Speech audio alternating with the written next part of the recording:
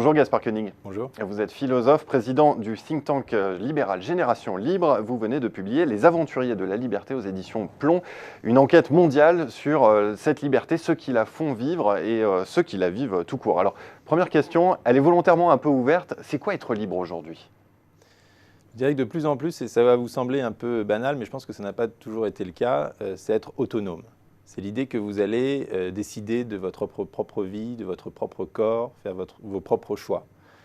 Ça n'a pas forcément été toujours le cas, parce que la liberté des anciens, classiquement, comme l'a définissait Benjamin Constant, c'était l'idée d'appartenir à justement un grand ensemble collectif où nous allions tous prendre nos décisions ensemble sur la place publique. La liberté des modernes, la liberté de Benjamin Constant, ce n'était pas tellement d'être autonome, c'était plutôt d'être indépendant. C'est la liberté négative absolue, c'est-à-dire je ne dépends de rien, je suis nomade, je peux circuler partout. Et donc c'est un peu une liberté en réaction, je ne dépends pas d'eux.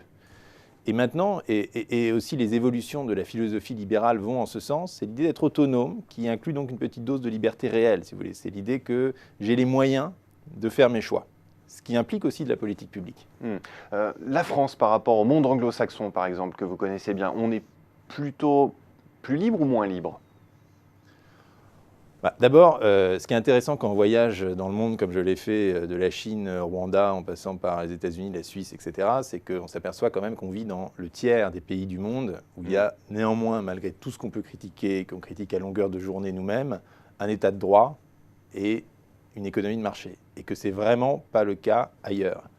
Quand on revient de Chine, on est content d'être en France, dans un pays précisément plus libre, où il y a, malgré encore une fois la loi renseignement, malgré l'état d'urgence, etc., une vraie liberté de la presse, et que finalement ces choses-là sont des choses assez récentes, assez fragiles, dont on doit être fier et qu'on doit cultiver.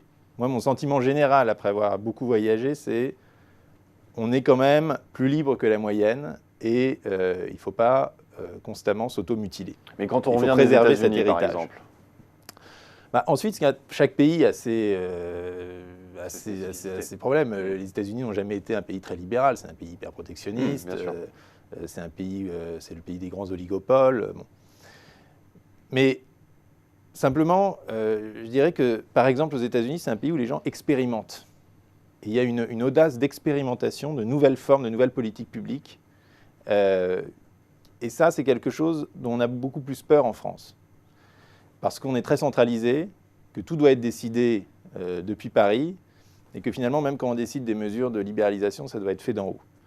Alors que cette idée d'expérimentation, en laissant l'initiative au local, est beaucoup plus présente, et c'est peut-être ça qui le distingue davantage que le niveau de taxes ou le niveau de dépenses publiques, ou que sais-je, le monde anglo-saxon. Vous avez par exemple, dans un des pays que j'ai été visiter, enfin à Londres, l'idée des free schools.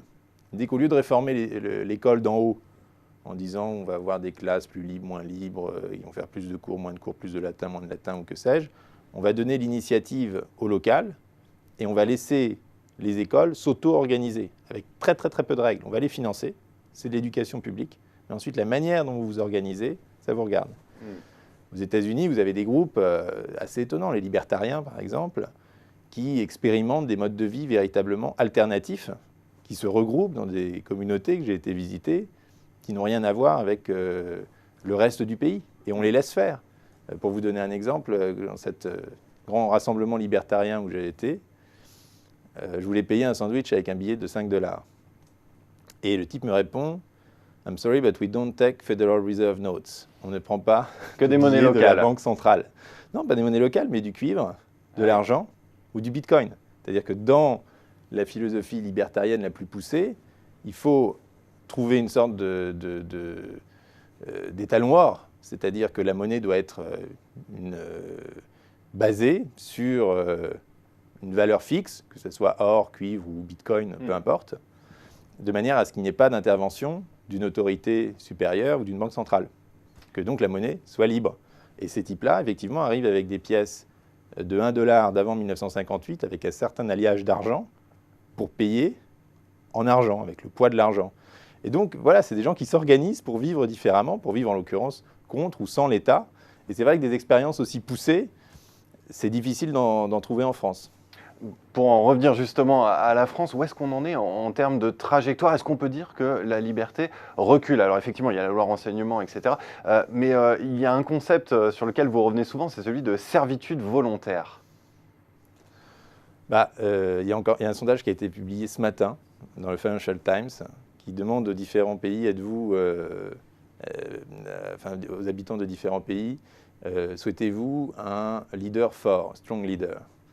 Aux États-Unis, je crois que c'est 40%, en Allemagne, c'est 60%, et le top du peloton, c'est la France, à 80%. Et je pense que le problème de la France, c'est cette idée que finalement, même la liberté va être décidée par un leader. Alors ça n'a pas toujours été le cas. La Troisième République était était un peu une parenthèse dorée dans notre histoire, d'ailleurs assez excellente sur tous les plans, y compris économiques, où on avait un vrai système parlementaire et où on n'avait pas un chef. Qui connaissait le président du Conseil à l'époque? Non, c'était les parlementaires, les grands orateurs de l'Assemblée qui représentaient le peuple. Mais à part cette parenthèse, on a toujours eu cette fascination pour le monarque, pour le pouvoir, pour l'autorité, qui, à mon avis, non seulement est critiquable en soi, mais ne fonctionne plus dans le monde d'aujourd'hui. On ne peut plus fonctionner avec un leader. Un leader ne sait plus quoi faire. On est dans des réseaux horizontaux beaucoup plus complexes. Alors, je reprends un texte que vous avez publié dans le magazine Le 1 en septembre 2014. Vous soulignez l'importance de deux dates clés. 11 octobre 1940 avec le discours du maréchal Pétain qui justement décide d'organiser et de contrôler l'économie française. Et puis, deuxième date, 4 juin 1975, le Conseil d'État avec son arrêt Bouvet de la Maisonneuve et Millet. Sur le port de la ceinture de sécurité obligatoire. Voilà. Alors là, c'est un thème qui, je pense, est quand même commun à d'autres pays, mais qui est l'idée, effectivement, que l'État va faire votre bien, y compris contre vous-même. Et ça, c'est une idée finalement assez récente. Alors, c'est vrai que le régime de Vichy a été, dans l'étatisme français, et ça Paxton le montre très bien dans son livre sur Vichy, une étape très importante. C'est là qu'est née véritablement l'idée que l'administration pouvait organiser le pays, à la fois sur le plan économique, social et moral. Et puis, l'arrêt du Conseil d'État auquel vous faites référence, mais enfin, qui inspire toute une jurisprudence aujourd'hui, c'est cette infinité de petits interdits, de petits règlements pour vous protéger contre vous-même. Il y a encore eu, il y a 6 mois, c'est des toutes petites choses, l'interdiction ou l'obligation, pardon, de mettre des gants à moto, enfin, voilà, des choses comme ça. Mais comme le dit Tocqueville dans La démocratie en Amérique, c'est dans les détails qu'il est dangereux d'asservir les hommes. Et quand j'ai pris une voiture, un VTC hier, et puis on m'a dit ah non, vous n'avez pas le droit d'allumer la lumière pour lire, parce que je ne savais pas, c'est encore une interdiction que j'ignorais. Et cette infinité de petites interdictions qu'on ne peut même plus connaître, le citoyen qui est censé ne pas ignorer la loi n'a plus la capacité intellectuelle, mais personne d'ailleurs, de comprendre le nombre d'interdits et d'obligations auxquels il est soumis. Et du coup, ça induit un rapport extrêmement malsain de l'individu avec un État qui est à la fois toujours là pour le protéger, mais aussi toujours là pour l'emmerder. Et qui reporte toujours la responsabilité sur quelqu'un d'autre. Au lieu de, par exemple, dans le cas des gants à moto, de prendre sa responsabilité, éventuellement de payer un premium d'assurance plus grand si vous décidez de conduire sans gants. Mais il y a une adhésion de la population à cette servitude volontaire? Oui, elle est volontaire. Le problème, c'est ce que décrit Tocqueville dans La démocratie en Amérique. Le problème, c'est que c'est un peu un cercle vicieux. C'est-à-dire que plus vous êtes pris dans ces mécanismes, plus vous en demandez, parce que vous trouvez illogique qu'on interdise les gants à un tel, mais pas à un tel, et donc vous multipliez les petits interdits. Mais il me semble qu'il y a aujourd'hui, on peut toujours rêver, mais il me semble qu'aujourd'hui, il y a un rejet quand même assez fort qui a été vu, compris et véhiculé par un certain nombre de politiques dans la campagne présidentielle de cette série d'interdits. Qu'on a atteint un point, interdits de taxes, etc., qu'on a atteint un point où, de manière extrêmement presque boujadiste, de manière extrêmement concrète, les gens commencent à agir d'eux-mêmes hors du système, à ne plus considérer la loi comme quelque chose d'important ou de respectable, à se débrouiller hors du système. Et ça, c'est à la fois rassurant parce que ça veut dire qu'il y a encore une forte énergie dans le pays, et un peu inquiétant parce que si on ne la canalise pas en réformant profondément nos institutions, alors c'est quelque chose qui va entrer en confrontation brutale avec l'État tel qu'il est construit aujourd'hui. Donc on peut dire qu'il finalement, il y a des aventuriers de la liberté aussi en France. Voilà, et on essaye de les... D'ailleurs, c'est à eux qu'on s'adresse, on essaye de les rassembler et d'être leur porte-voix, Génération Libre. Écoutez, le message est passé. Merci beaucoup, Gaspard Koenig. Merci.